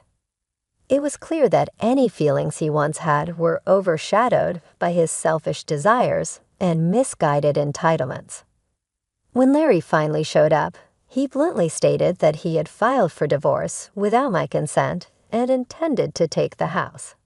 His audacity to then criticize me for having substantial assets was astounding. I had said it many times before. I never intended to keep my wealth a secret indefinitely. I had planned to find the right moment to share the news, but you ruined that opportunity with your actions. I had never blamed Larry as much as I did now. In the past, I always forgave his selfish behavior, believing that as a couple, we should support each other. I never scolded or reprimanded him, enduring everything for his sake. But the reason I could endure and keep going was that I had love for Larry. I truly loved him. But now I had no love left for him. All I felt was uncontrollable anger and disbelief towards a man who only spoke and acted selfishly. How can someone be so self-centered? What kind of upbringing results in such a lack of empathy? Surely a person who engages in an affair and divorced without consent must lack serious consideration for others. I was too stunned to speak. Realizing it was futile to harbor any hope or doubt, Larry pleaded, "My girlfriend found out you have $15 million and says she'll divorce me if I don't get it from you. You still love me, right? Don't you want to help the person you used to love?" It was clear that Larry's mistress also knew about my $15 million fortune. He must have carelessly told her. From his story, it seemed his mistress was just as obsessed with money. Birds of a feather flock together, I suppose. As much as Larry and his mistress seemed a perfect match, I couldn't care less about him now. No matter how much suffering comes his way, it has nothing to do with me anymore. Please, I'll do anything. Just give me the $15 million. Larry continued to beg. But to me, his pleas were meaningless. My feelings for him had completely evaporated, replaced by a firm resolve to separate my life from his once and for all. Seeing Larry so utterly desperate was almost comical, and I couldn't help but laugh, though a wave of disappointment and misery soon followed. It dawned on me that he had never shown such desperation for anything that truly mattered to me. As we continued our conversation, my feelings for Larry cooled further. I realized that any more interaction with him was futile. Engaging with this man, who had become so distasteful to me, could not possibly lead to any happiness. I felt foolish for once hoping that during my illness, he might show up to offer kind words. Yet he remained completely oblivious to my feelings as he kept pleading. "Please, leave now," I firmly told him. Even his desperate look as he continued to plead was just noise to me, an unpleasant disturbance. I pressed the nurse call button, explained the situation, and asked for assistance to remove Larry from the room. A security guard arrived promptly and escorted him out forcibly. "Please listen to me. I need you," Larry shouted until he was out the door. But I no longer took any of his words to heart. Larry tried to visit many times afterward, but the nurses, aware of the situation, never allowed him near my room again. I learned from a friend that, unable to secure the $15 million, Larry had disappointed his mistress, and she quickly left him. Now he was alone. Meanwhile, I faced my cancer with steadfast determination and eventually celebrated my recovery and discharge from the hospital. The relief and newfound energy from overcoming such a daunting challenge were more precious than anything. Now I am enjoying a peaceful and relaxed life, thoughtfully managing the wealth I accumulated through investments, far removed from the turmoil of my past with Larry.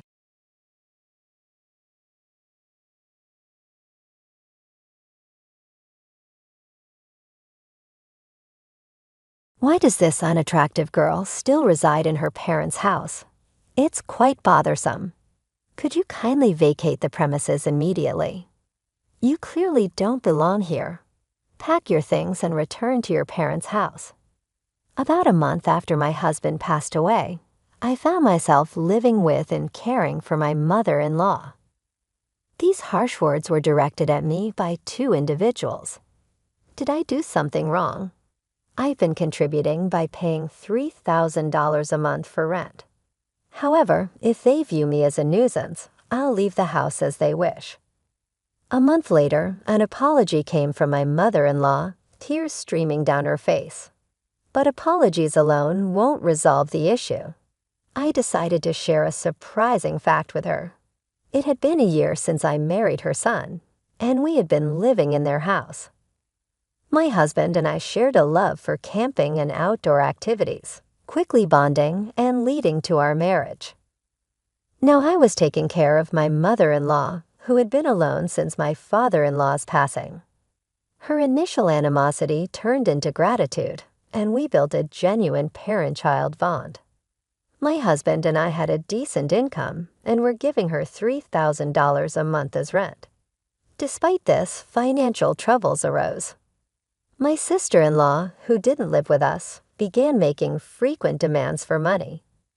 I intervened when she asked for financial help, suggesting ways to cut expenses instead. My husband, realizing the need for his sister to become more self-reliant, firmly advised her to stop depending on their parents. This created a rift, but my sister-in-law reluctantly changed her behavior regarding money matters. Since my father-in-law's passing, my mother-in-law has been more lenient with money, often granting her children's requests. However, it became apparent that my sister-in-law was exploiting this generosity, demanding larger sums of money. Taking charge of the family's finances, my husband managed the situation. One day, as I went to work, he wasn't feeling well and had gone to the hospital in the morning. At first, I believed it was just a common cold, but during lunch, my husband called, revealing that it wasn't just a cold. They had discovered cancer. The tests indicated that it was quite advanced, and he was told he had approximately a year left to live. His shocking words rendered me speechless, and panic set in as my thoughts froze. After standing still for a while, reality hit me hard, and I rushed to the hospital where my husband was. At that time, my husband still had enough strength to converse normally, but as the treatment continued, his strength diminished. After 6 months, he could hardly talk. 7 months later, struggling to breathe, my husband tried to convey something important to me. The content of his words was surprising and left me in shock. I spent several days absorbed in those thoughts, but a week later, my husband passed away. I couldn't believe it. I couldn't grasp what was happening. However, after his passing, I was busy with the funeral week and settling his affairs. Days passed, and just when I thought I could finally start coming to terms with my husband's death, an unexpected incident occurred. I have something to talk about. Is now a good time? My sister-in-law asked. Of course. What would you like to talk about? How much did you hear from my brother? Actually, I heard that a spot opened up in a very popular nursing home that's hard to get into. Why don't we consider admitting on there? My brother is no longer here, and taking care of that old lady must be a hassle for you, right? My sister-in-law's smirk about this topic made my heart clench. To bring up such a topic right after my husband's death, but looking into her eyes, I could tell she was serious. This house is too big for just that old woman. Don't you think it's a waste? If my family and I live here, you can live alone without any worries. I think it's the best choice for everyone. While my sister-in-law didn't say it explicitly, her remarks gave the impression that she had been eagerly awaiting my husband's death. The way she trivialized my husband's death and her disdainful attitude towards my mother-in-law, I couldn't tolerate it anymore. I appreciate your suggestion, but I have no intention of doing such a thing. I plan to continue living with my mother-in-law, taking my husband's place. When I firmly declined, my sister-in-law left the house in a bad mood. Originally, it seemed she viewed my mother-in-law as a convenient source of money, so her attitude was not surprising. However, I was honestly shocked by her blatant actions. Nonetheless, I had no intention of letting my sister-in-law have her way, nor did I plan to put my mother-in-law in a nursing home. But an event a week later shook my resolve. Upon returning from work, I found my mother-in-law glaring at me angrily, and my sister-in-law smirking beside her. I'm disappointed in you. I want you to leave this house. How dare you plan to put someone in a nursing home without consulting? What are you trying to do? Take over the house? No, that's not my intention. What do you mean? Why don't you just be honest? It was your proposal, wasn't it? You said to put Mom in a nursing home, sell this family home, and suggested we split the sale proceeds, didn't you? I never said such a thing. Shocked by this unexpected betrayal, I struggled to speak but managed to express my thoughts. I was genuinely taken aback, completely unprepared for such forceful tactics. Just because things weren't going her way, the pain and sadness enveloped me as my mother-in-law looked down on me as if I were worthless. I don't consider you family anymore. Please leave this house right now, she shouted at me with rage on her face. It seemed my mother-in-law had no intention of listening to me. Understood. If that's what you want, I'll leave as you wish, I responded. Perhaps my sister-in-law had influenced her, but this was a clear betrayal for me, as I had decided to continue caring for my mother-in-law in place of my husband. I quickly packed my things and decided to return to my parents' home. I needed to find a new place to live and had a lot to do, but being kicked out by my mother-in-law deeply hurt me. So I decided to rest at my parents' home for a while. About a month later, my sister-in-law accused me of withdrawing money from our parents' account without permission. Is that you? You withdrew money from our parents' account without permission, didn't you? Why is there not a single dollar left in the account? Don't say such ridiculous things. Are you calling me a thief now? Pretending you don't know. If you keep doing this, I'll get the police involved. Come to our parents' house right now. After saying this, my sister-in-law abruptly hung up the phone. Caught in someone's conspiracy and now being accused of theft, I had had enough. I had anticipated issues with the mortgage of the family home. There must still be several years of mortgage payments left unpaid. Honestly, I didn't have the time or energy to deal with my sister-in-law. I wanted to cut ties, but I had reasons why I couldn't. There was still a truth I had to reveal.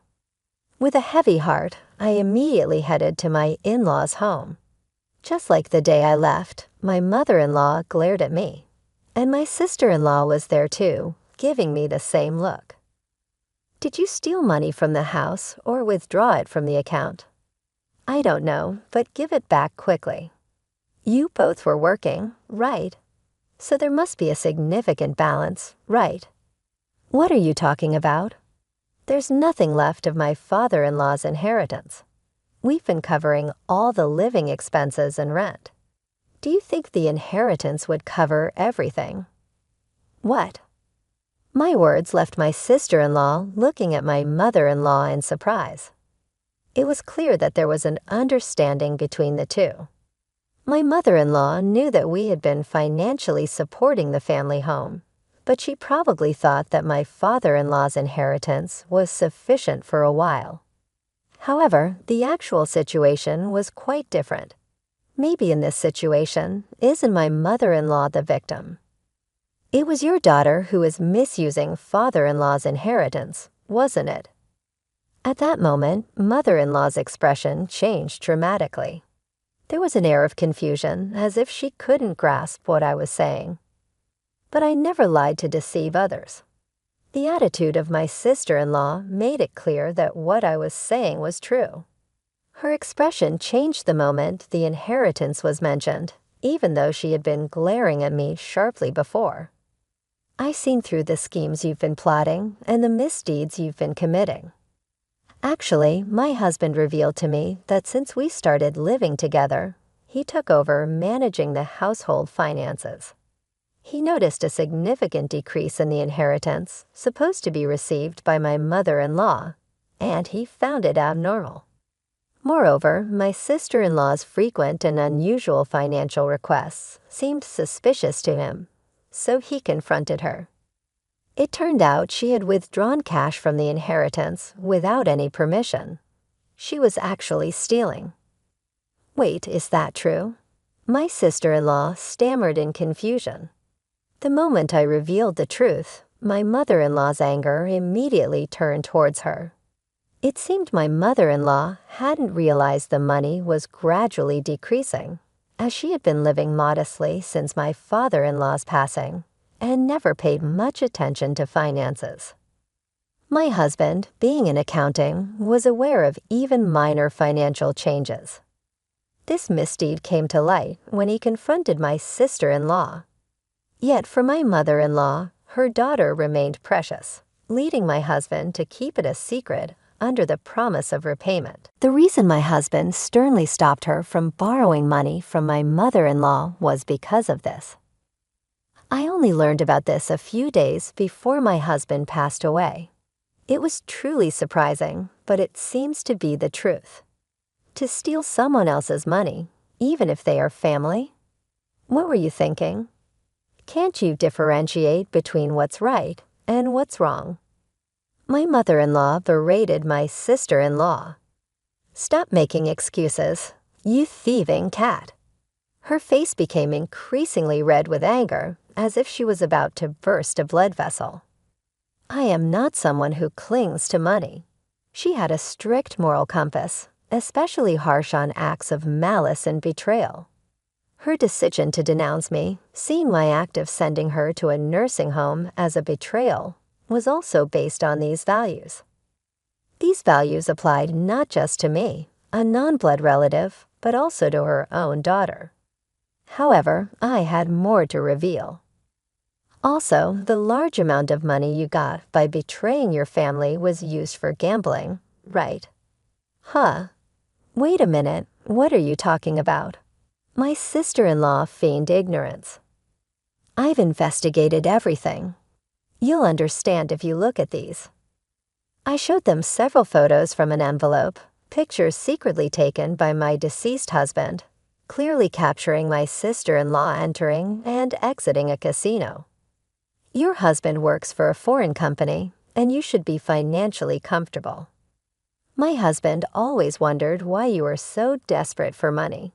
The investigation unexpectedly revealed your gambling addiction. Tell me, how enjoyable was it to gamble with someone else's money? What is this? This is called stalking. This is no joke. You're calling others thieves, and now this. And there's something else I need to tell you, mother-in-law. It was your daughter who suggested sending you to the nursing home. You know what? Finally, I've reached this point. It's time to reveal everything and then bring this to a close. My sister-in-law's true nature, previously unnoticed, was revealed through this incident. This should make my mother-in-law realize that blaming me was a mistake. Additionally, my mother-in-law was also manipulated by my sister-in-law's schemes. With the truth out, she should understand my position. I'm not sure if this will be conclusive evidence, but I want you to see this. I said, presenting my mother-in-law with the text messages between me and my sister-in-law. The history showed my sister-in-law sending me numerous links and nursing home suggestions, serving as evidence of her scheming. Were you really planning to abandon your own mother? That's not it. It's all a misunderstanding. Please, just listen to my side of the story, my sister-in-law pleaded. It seems you plan to kick my mother-in-law out and live here with your family, right? This house isn't that old. It's still perfectly livable. Who is it that was thinking only of themselves, trying to take everything? Can you think about it calmly for a moment? As I spoke, my mother-in-law seemed to grasp the situation. She then looked at me sadly, as if she knew what she did was wrong, and turned her angry voice towards my sister-in-law. How selfish can you be to repay kindness with betrayal after all this time thinking of you as family? How do you see me? Don't mock me. Wait, just listen. There's a huge reason for this. At that moment, a loud noise echoed from the hallway, and footsteps followed as my sister-in-law's husband entered the room. Sorry I'm late. Caught in traffic. It's okay. Oh, mother-in-law, I hadn't told you yet, but I asked him to come. I left the house key open so he could enter at any time. Surprised by the sudden appearance of my sister-in-law's husband, both were taken aback. I explained the situation, and they quickly understood this issue wasn't just between me and my mother-in-law. It also affected my sister-in-law's husband. My sister-in-law's husband could easily access his salary and savings, raising further suspicions as she had been embezzling my mother-in-law's money. I had spoken to him in advance and arranged for him to hear the conversation via phone. I've been listening from the start. Enough with the excuses. Just admit your mistakes already. That's despicable. What you've done is a serious crime. I was shocked when I checked the bank account earlier. It was a big mistake to let you manage our finances. The atmosphere froze in an eerie silence due to the incredible anger of my sister-in-law's husband. Having said all I wanted to say, I decided not to intervene further and just silently watched my sister-in-law's husband lecture her. His reprimands were so intense that it made me tremble just watching, but I didn't feel bad for her at all. I only thought about ensuring she repays the money and that she shouldn't assume this would be the end of it. The lecturing continued for a while, and eventually she knelt down to apologize to both me and my mother-in-law before leaving. According to my sister-in-law's husband, He had left the management of their household finances entirely to her, thinking they were saving and increasing their savings by cutting back on expenses. However, it turned out she was gambling away all the money saved. As her gambling intensified, she eventually incurred debts on her credit cards and began stealing money from my mother-in-law to pay it off. The total amount she owes from various sources is now more than what she has stolen from her husband and mother-in-law. Her husband, upon learning about this, decided to divorce her, but plans to make her work to repay the full amount for the money she stole and the child support she misused. Until then, he had no intention of divorcing her and was constantly monitoring her behavior, hoping for her to change herself. It seems tough days are ahead for my sister-in-law. Later, my mother-in-law apologized to me for the misunderstanding, and we still meet for tea about once a month. Now that my husband has passed away, I want to maintain a good relationship with her, the mother who gave birth to him, and support her to the end.